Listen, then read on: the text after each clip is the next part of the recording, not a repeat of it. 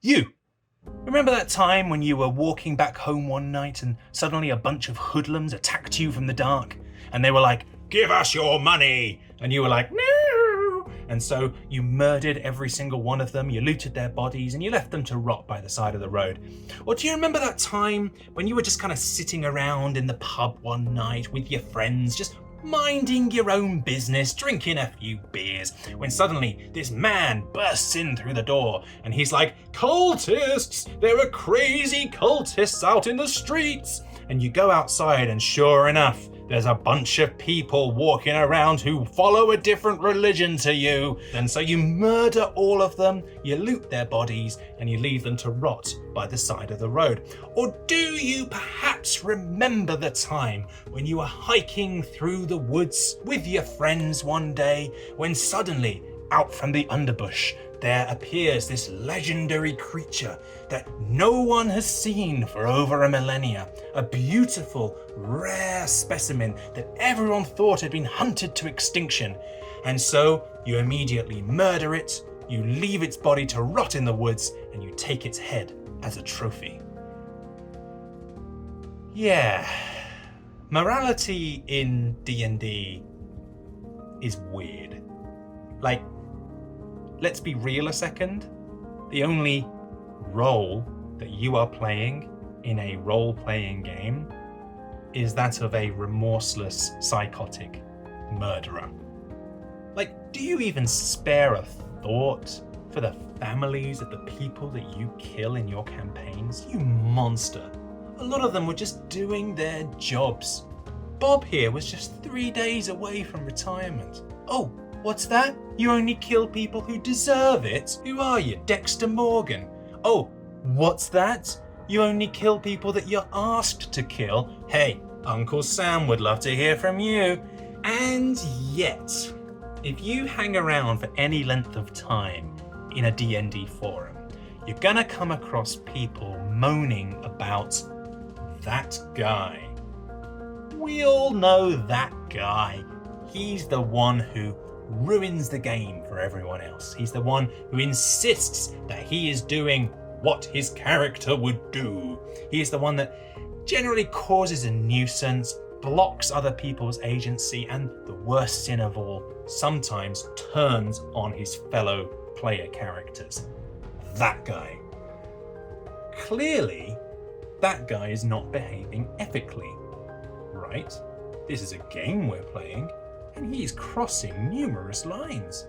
But just to play devil's advocate for a second, if you look at his actions in a vacuum, how is being a murder hobo and killing this random NPC any different to killing this random hoodlum? It's like the D&D equivalent of the trolley problem. Sure, the DM clearly wants you to pull the lever and kill this person, but ultimately both ways lead to the party committing murder. So why do we react as though one version of this is so much worse than the other? As you can tell, I've been thinking a lot about ethics in D&D recently, partially because of experiences that I've had myself as a DM, and partially because of times when my own actions have annoyed people at the table, and I've been thinking back on those and thinking, where did I go wrong? What should I have done differently? And I think at the root of what we're seeing here, this is a case of cognitive dissonance in the way that people think about ethics and morality in the context of fiction. In one of my most recent videos, I talked about the different player types that there are. I mentioned the Melvin, who thinks of D&D first and foremost as a game. He thinks of it as a set of interlocking systems and mechanics which fit together to create a fun experience for everyone. And I mentioned also the Vorthos, who thinks of D&D as a richly layered story first and foremost.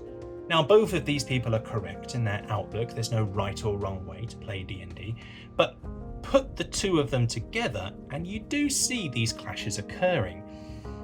And it's interesting how often these clashes boil down to matters of right and wrong, of ethics. To return to our example from the beginning, let's say for a second that a group of bandits are attacking the party. And let's, for argument's sake, that our party is made up of just 2 people. A hardcore Melvin, who is playing, I don't know, a warlock, and a hardcore Vorthos, who is playing a paladin, right? Now, obviously, in reality, people tend to fall somewhere between these 2 extremes. This is a sliding spectrum here, and we all have elements inside ourselves of times that we behave more like a Vorthos and times that we behave more like a Melvin. But for simplicity's sake, let's say these people are as far removed from each other as it's possible to be. So for Melvin, he would see this encounter with the bandits in the context of a game. We're not really fighting bad guys in the street here, we're simulating a combat. Games have rules which dictate fairness. People take turns, people have equal time at the table, people don't, under any circumstances, mess about with the other players at the table. For the Melvin, this fight is an opportunity given to them by the DM to use the mechanics of the game to clear an obstacle which is in their path. They are not going to question whether or not they should be fighting, they are just going to fight. They roll a few dice, they cast a few spells, and a few turns later, they collect some delicious XP and they move a step closer to leveling up and unlocking more game mechanics. For the Vorthos, however, he would see this encounter in the context of a story. We're not really playing a game here, we're weaving a story, and the dice are just there to provide an element of randomness to the storytelling. Stories have twists and turns. They have characters who stay true to themselves, and they don't, under any circumstances, have another character step in and interfere with their actions when they're having a story moment. For the Vorthos, this fight is an opportunity given to them by the DM to deepen their understanding of the game world and to roleplay their character. Why are these bandits attacking them? Do the party know them? What are the consequences for killing them? Should they take the bandits alive for interrogation? Perhaps, heavens forbid, they should run away from the fight. Or alert the authorities and let them deal with it. Hey, it's what their character would do. It's what I would do. Now, both the Melvin and the Vorthos are absolutely justified in how they think about this game. But put the 2 together in the same party and you can see why these ethical issues arise. "You're just being a murder hobo!" cries the Vorthos as Melvin wipes out all of the bandits and takes XP for himself. "You're ruining our fun!" cries the Melvin in exchange as the Vorthos utterly refuses to take part in the combat and instead uses his turns to try and summon the City Watch. "I needed your support in that fight. My character nearly died." "But it's what my character would do," retorts the Vorthos. "He wouldn't take part in this fight. He has no beef with these people." "But I was fighting them. We need to stick together. We're a party," says the Melvin. "But why are we a party?" says the Vorthos. "My character is a lawful good paladin. He would be shocked and offended at how you are behaving, killing these people in the streets. You didn't even bother to bury them. The next time you do harm to people without giving them a fair trial first, I'm going to step in and stop you." "But that's PvP, says the Melvin. "You're acting totally out of line." "Well, yeah, but you're not taking the world seriously, says the Vorthos. "There are consequences for our actions and you are acting totally out of line." And round the argument goes, with both players seeing themselves as fully in the right and on the side of moral superiority. So, who actually has the moral high ground here? Well, fortunately, Wizards of the Coast and Gary Gygax before them, in their infinite wisdom, they have created a foolproof system which is baked into the game to help DMs deal with these tricky moral quandaries. It's a robust system which has stood the test of time from the very inception of the game. It is a system which is absolutely not the alignment chart, because that thing is a total piece of trash. Yeah, let's deal with this quickly. So the alignment system in D&D is a holdover from the earliest editions of the game. It's a way for you to quickly get a feel for your character and also for your DM to reward you for effective play. So the idea here being that if you perform actions which are in line with your character's background and alignment, the DM is supposed to reward you for this with inspiration. It says it right here in the book. But let's be honest, while this sounds good in theory, the alignment system in practice is just a whole bunch of nothing. Like, first of all, there's the whole slippery nature of good versus evil, right? Let's face it, a genuinely good character would never throw the first punch. In all the examples above, they would be using diplomacy to talk themselves out of fights. They would run away from combat, they would alert the authorities, they would, in short, be an absolute nightmare to play with at the table. Everyone in the group would hate him. But rules as written, the DM should be rewarding them for behaving in that way by giving them inspiration. And the rest of the party would be gritting their teeth and saying, that guy and the DM are clearly in cahoots with each other. He's playing favorites here. And that's to say nothing of the aftermath. Like, how should a good aligned character react to murdering someone? Murdering! You've taken the life of another sentient creature. Sure, he was trying to kill you, but now he's dead. Like, you, at home, you watching this video, you're a good person. I know you are because you're watching this video, right? If you killed someone, genuinely, how would you respond?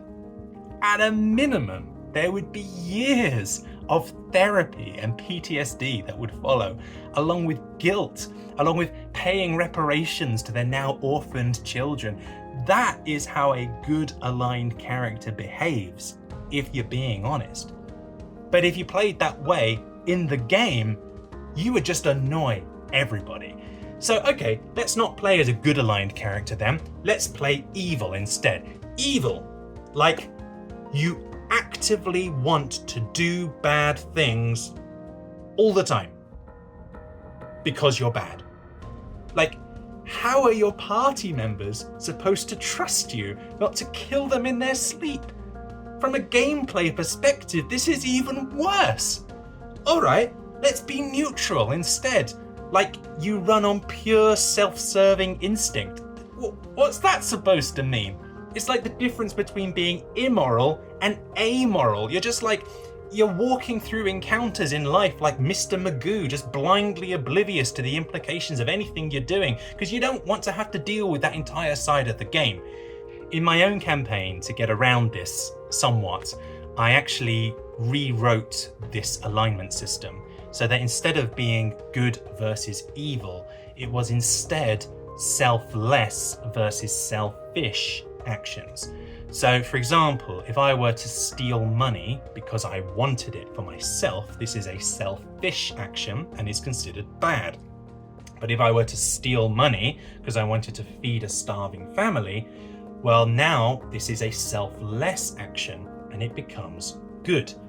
The act itself, the stealing, is still the same. But by doing this, it changes the focus from the action to the motivation for that action. Basically, giving good characters like the Paladin a chance to murder people without worrying about becoming oathbreakers in the process. Okay, so that's good to bad. But then you look at the second side of the matrix, and it's even worse. I mean, lawful? Lawful to who?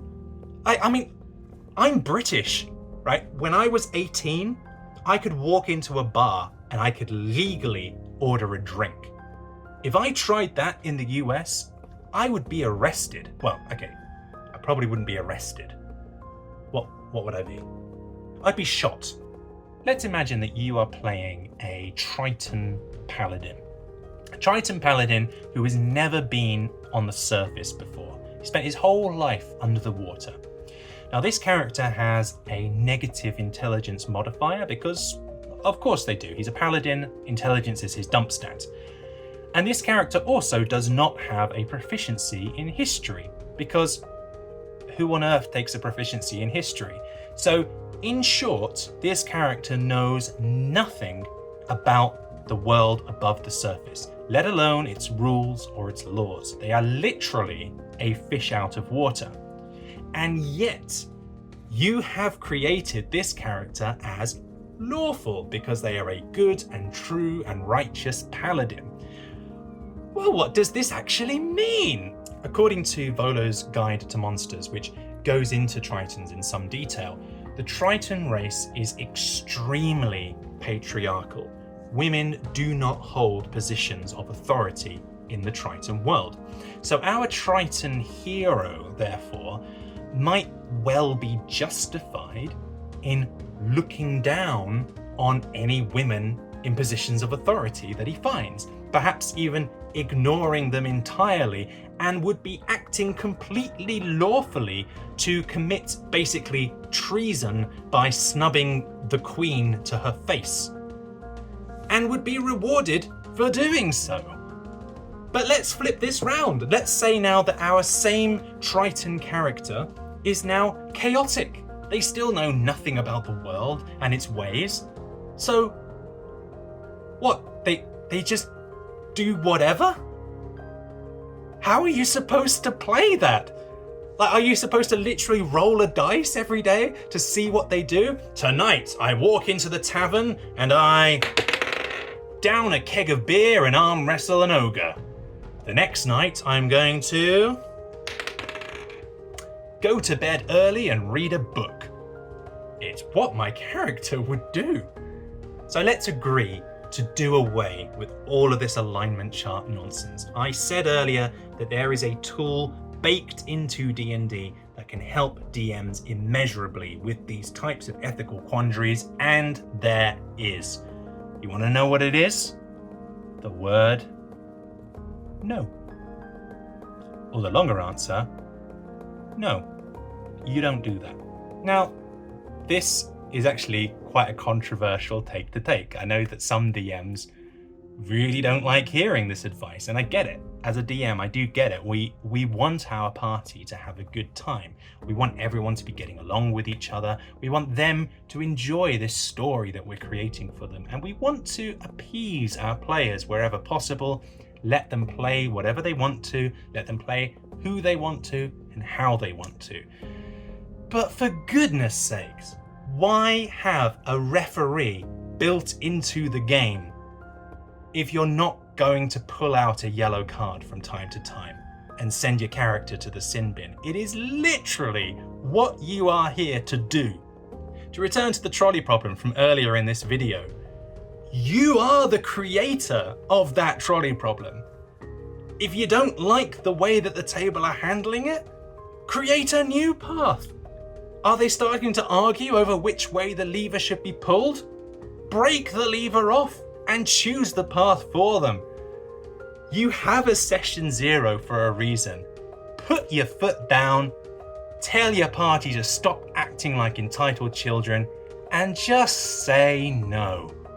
At the end of the day, it is the only ethical thing to do. So yeah, hope you enjoyed this little rant on my part. Thank you for watching this video to the end. Let me know in the comments, have you faced these sorts of ethical dilemmas before? How have you dealt with them in your party? What have you found the best way to deal with these extremes that we're talking about here in how people react to the world that you're creating versus the game that they're playing? Drop a note, let me know. Ring the bell icon if you want to stay in touch. I don't know, what am I supposed to say on this? Yeah. Have a good week.